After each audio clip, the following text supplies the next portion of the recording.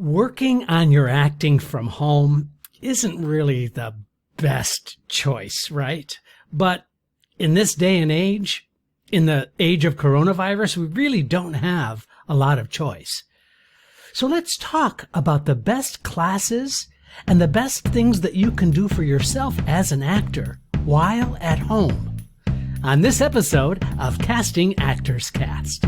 Welcome to Casting Actors Cast. It's the podcast for actors in the business of show with casting director Jeffrey Dreisbach. Visit us at castingactorscast.com for more information. Please remember to subscribe and like Casting Actors Cast. Here is your host, Jeffrey Dreisbach. Well, hello and welcome to this episode of Casting Actors Cast. I'm casting director Jeffrey Dreisbach. How are you? Hope you're having a really good day today. I'm having a really good day today, and I'm really looking forward to sharing with you, talking about distance learning, long distance learning. Can you really learn acting via Zoom? We're going to tackle that question and more. But first, this is that moment in the podcast where I want to say thank you so very much for joining Casting Actors Cast today. It's really great that you're here. I'm continually astounded and amazed and so delighted that I've gotten so much feedback and response. And to my friends at Actors Connection, I am so grateful for the opportunity to talk about Actors Connection and share with you how wonderful this organization is. I'm not trying to do a commercial here, but if you haven't checked out Actors Connection, there are offices in Los Angeles, Atlanta, Chicago, and New York City. And they're doing an amazing job of bringing casting directors together with talent in a really wonderful and positive working environment. And it's really quite a cool place. So I invite you to go to actorsconnection.com and check out more about that. I'm a huge fan and I teach there. In fact, I'm going to be teaching a class on a theater intensive class coming up fairly shortly. So if you go and you want to work with me, I'm happy to do that. Happy to work with you. So check out Actors Connection. Also, if you go to my website, castingactorscast.com, that's all one word, Casting Actors Cast, you can fill out the dive into the talent pool form and you'll get an option to download a free book called Conversation Pieces Out of the Studio, the voiceover workshop for professional actors. And this is a book all about doing voiceovers. During my acting days, and I was an actor and acted professionally for 20 years, made my living as an actor, I also did a lot of voiceover work. And so later on, when I became a casting director, I decided I want to put a book together about doing voiceover work. And that's the effort that you can get for free by going to castingactorscast.com and filling out that form. Also, if you want to email me, if you have any questions or suggestions, if you have any thoughts about future episodes, if you'd like to give me a like and a thumbs up, there's all kinds of ways that you can do that. But also, my email address is castingactorscast@gmail.com. So that's all of the contact information, and I invite you to share some questions with me if you have some, because I'd love to answer some. And guess what? We're going to be doing that right now. I got a really wonderful response through the website from Fernando, and he writes a really interesting question, and I have it right here on my monitor. I'm just going to read you the question as he wrote it. I won't read everything. I want to get kind of to the meat of the matter, because I think it dovetails, nicely into our subject for today. My favorite part of acting is collaboration, writes Fernando. I love going into the casting offices and collaborating with casting directors. Unfortunately, self-tapes don't allow me to do that. Collaborating with other actors at home, if I'm lucky, is okay, but it is simply not the same thing. I love getting the adjustment in the room from the person who knows what is being looked for and putting my spin on it. But self-tapes are here to stay, and I get it. I recently submitted a tape to your office, and I unfortunately missed out on some of the technical suggestions that you made in the last podcast, but I'm happy to report that I'm working on it and getting better every day. The one thing that you didn't address is the one thing that I spent most of my energy on, and that is space. Most of us New Yorkers have small apartments and limited space for shooting auditions, and this is the biggest challenge of all, especially in the current situation with nowhere to go to record an audition.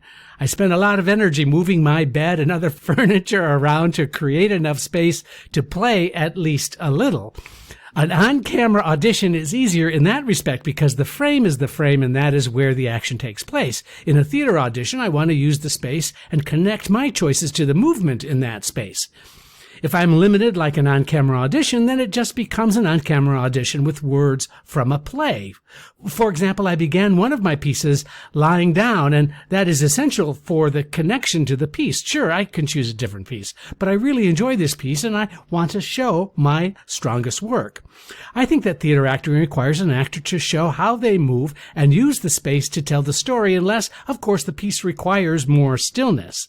In addition, you said that when two monologues are requested, as in the case of the audition that we had at McCorkle Casting, they should be recorded separately. Well, this confuses me because I would never do that in a theater audition. I would do my piece in the allotted time, and part of that time is used to show a smooth transition between pieces, words, using the space and time to bring the two characters to life.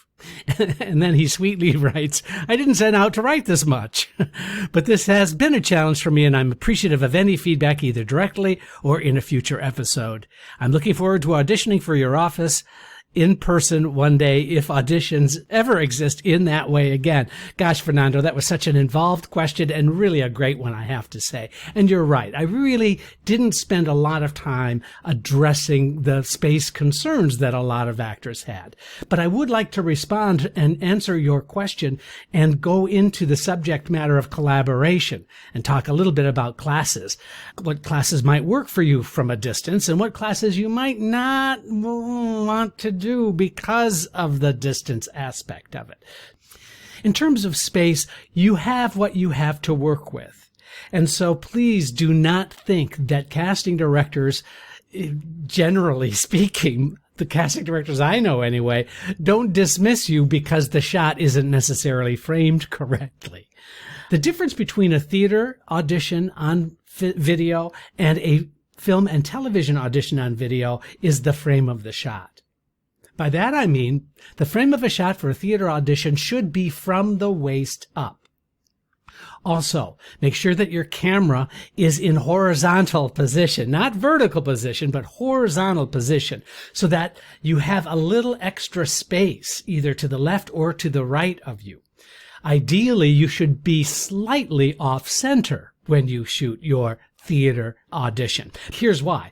When you're slightly offset, this is really interesting to me, that the person who's observing has a tendency to pay more attention.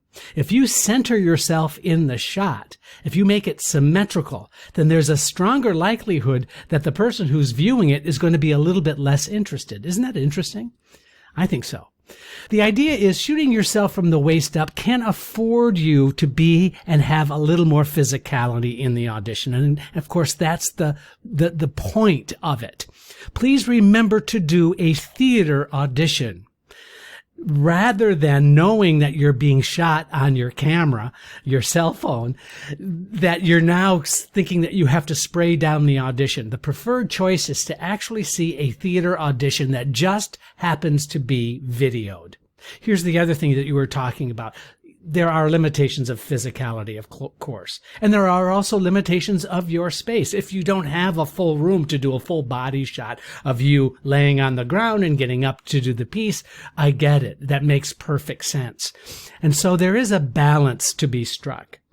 Weighing your environment and the environment that you have versus the work that you want to do, I think that there are some kind of creative ways that you need to compromise.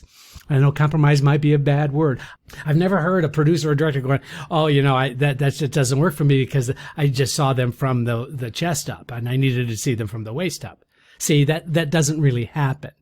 But framing yourself and giving yourself an opportunity to be creative with your choices and then understanding that your limitations are your limitations. And so there is no sort of right.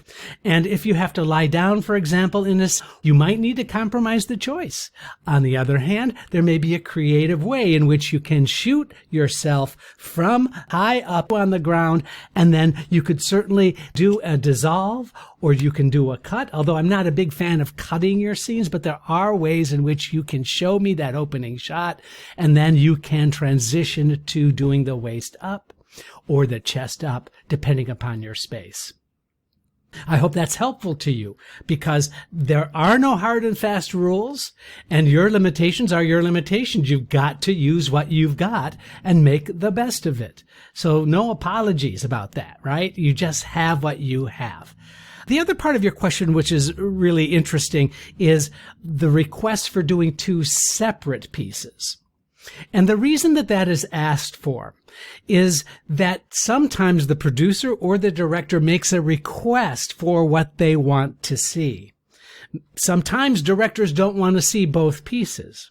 Now, I understand part of the audition is going from one character into another, but I can assure you that if it is done on video and it is two separate auditions, but you are fully immersed and fully committed to the characters that you're playing, it really is a better choice overall. Because why?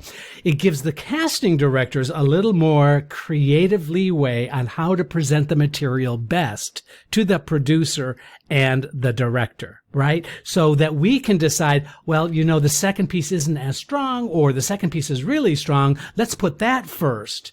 And then the director's interest will dictate whether or not we show both scenes or not. There may be even times where we only take little pieces of both, showing the contrast between the two. It really gives us that opportunity. I, as a casting director, don't necessarily need to see how the actor goes from one character to another character. That's technique, right? That's behind the scenes technique. I'm interested in seeing how you're going to play the part, how you fully invest in the work. So I think that might be a better first choice. Keeping them separate is just helpful for us. Really great question. And I too hope to have a chance to see your work, and I certainly would love to bring you in for an audition that you're right for. And I will certainly keep you in mind, because you've been so generous with your kind thoughts and your question. So thank you, Fernando, for that. So let's continue on for just a little bit more on the same kinds of subject, talking about all of the classes that are out there. Now, reality dictates that the best thing that you can do for yourself as an actor right now is to really stay busy. Really do the kind of work that you can do to perfect your craft to the best of your ability. I understand how difficult that is. This is a really difficult time, especially in an industry and in a business that really depends on the interaction of two people at any given time. I get that. But here's something else to consider. What are the options available to you right now? So the way that I would suggest you look at classes that might be available or that you might be interested in is to first give yourself a checklist. And the checklist is this: what are the kinds of classes that I need now, that I would benefit from now? That doesn't mean that just taking every class that shows up or just kind of picking and choosing. It really means to take a moment and really think about what is the best kind of information you would benefit from right now, today. So once you get through that filter, once you ask yourself that question, then you can explore all of the kinds of classes that I think are really, really useful, that are really, really beneficial. And there are some kinds of classes that are going on out there that I just frankly don't think are as helpful. And I don't mean to be negative about that. I'm just saying, from my perspective, I'm not sure that there are some classes that I just go like, really? How does that work? And then there are some classes that I think, gosh, you know what? This is like the way of the future. This is like the best way to learn this kind of thing. Also know that there's so much more out there available to those actors who are living in the regions, let's just say, in the middle of the country or in areas of the world, because, for example, this podcast goes worldwide, right? So there may be a way in which you can decide that you can take some classes from a New York casting director or from a New York theater instructor. Maybe there's value in that for you in terms of your long-term goals. Even your short-term goals as an actor, I think taking online classes can be really beneficial. Here's why. One is the more time you spend on camera, the less likely you are to feel intimidated on camera, the less likely you are to feel like, this is a foreign land.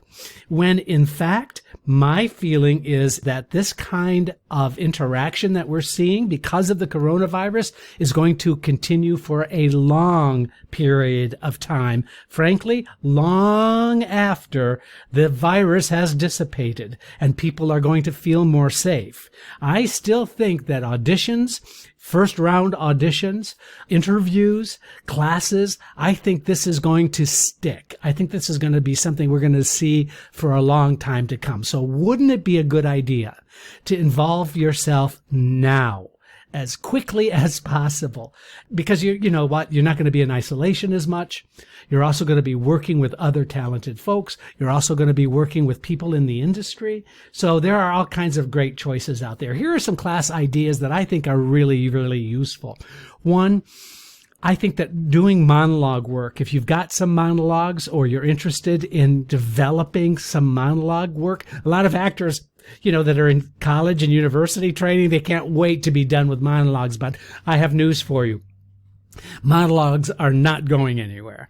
And I think having a monologue kind of class where you can get feedback from somebody in a classroom environment so that you can see other people's work, other actors' work, as well as get some feedback and some interaction on your own work is really cool and really, really helpful. I think, believe it or not, at first I had this kind of weird negative reaction about scene study classes. I thought, how the hell do you do a scene with, an inanimate object like a camera or a cell phone? How does that work?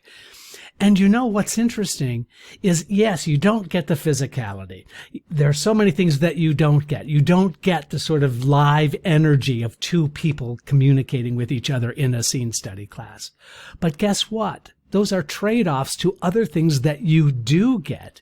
You do get a focused concentration. You do get a clarity of choice when you do a scene study class, and it can be very, very successful. Now, the only condition on that is that you have an instructor that knows how to work with that scenario. So not all live theater or live teachers or instructors are necessarily comfortable in this Zoom environment that we are in. But nevertheless, I think that scene study can be quite successful in terms of acting classes. So monologues, scene study. We actually did a class. It turns out that I do some work for University of Connecticut, UConn in Storrs, Connecticut. They have a really wonderful theater program and theater department there. Both Pat and I have done some teaching there. And one of Pat's classes that I helped her with this time in terms of distance was doing a puppetry class. Because McCorkle Casting, we've done some work with Sesame Street. We actually put a few human beings on Sesame Street. And so we had a screen test for Sesame Street. And ironically, well, not so ironically, I guess. In reality, University of Connecticut is one of the few master's degree programs in puppetry. So the head of the department was actually participating with the BFA and MFA actors to act with a quote, Sesame Street scene with a puppet. And it was amazing because the camera is the environment on Sesame Street, right? So being on camera is sort of a natural thing. And it worked unbelievably well where we had a puppet on one channel and we had the actor who was auditioning on the other. And so it was really kind of a magical thing that worked out surprisingly well. So there are some really interesting choices for you out there. Also, I have to say, I think any kind of hands-on learning type of classes can be really excellent online. For example, learning how to do the self-tape. I think that that's really, really great. So why not spend a little bit of time learning how to do it really, really well?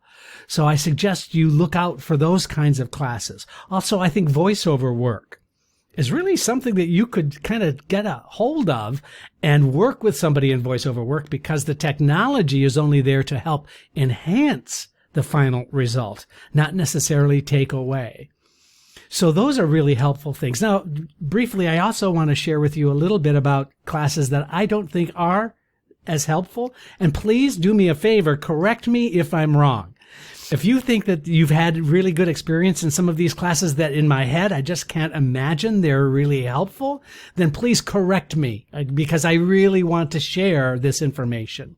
That's the whole point of the podcast, is that we can be a community of actors and talent, and we can share this information to get some feedback. But my thinking is that sometimes there are training classes and courses that just don't work in a distance environment. For example, fight choreography. Really hard to figure that one out when you're doing distance learning. Now, you could learn theory, and you could have demonstrations, and you could set up some kind of theory, some kind of training rather, that's helpful. But I'm hard pressed to think that it's going to be really helpful. See, I also think musical theater is really, really difficult.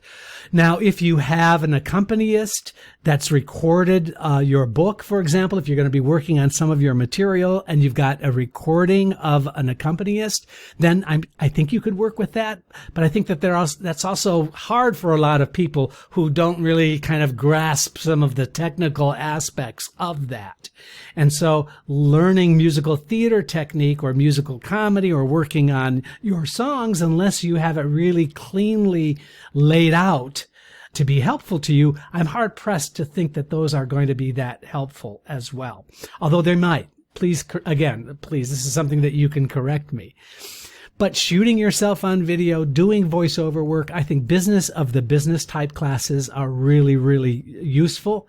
And the last thing I want to share about that in general is that this is a really good time for an actor to start thinking about other ways to connect. By that, I mean there are really some wonderful people that are out there that are excellent mentors for actors.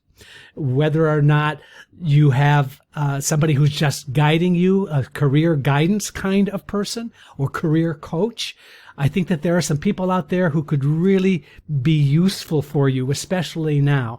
And having an interaction via Zoom or whatever your preferred method of technology is, I think that could be really, really good. I think this is an important time for actors to consider having like-minded people or peers, having a group environment where they meet on a regular basis can be really, really helpful. You can talk about career plans. You could be reading plays together. So that really opens up a whole world of opportunities as well. So private coaching of monologues or some scene work or, whatever. Private coaching is a really great idea as well. I think the technology lends itself quite well for your growth as an actor. Ultimately, I think bringing all of this up and sharing all of this information, the bottom line is to find ways to stay positive. Get rid of those negative voices in your head that are telling you how hard it is, how challenging it is. Do not let those voices dictate how you're going to proceed with a stellar career. You can have the career that you want. I'm absolutely convinced of it. It's just about finding ways to let that creative instinct inside of you reach out and get the information and start implementing the information that you are learning, whether it's in person or whether it's distance. Because after all, the choices that you make are yours. So make good choices, challenge yourself, remain teachable. Those are all things that I think you're going to find are most useful for you in this weird time that we're in, so that you're going to be extremely well prepared for having the career that you want when this is all over, or at least when this dissipates to a point where we can get back together again. I hope you've enjoyed this podcast. It's been my pleasure bringing it to you. Thanks again to Fernando. Have a great day, and we'll see and talk to you next week on Casting Actors Cast. Thanks so much. Casting Actors Cast is made possible with your support just by listening. Please like, share, and subscribe wherever you get your podcasts. I'm Caitlin Clark.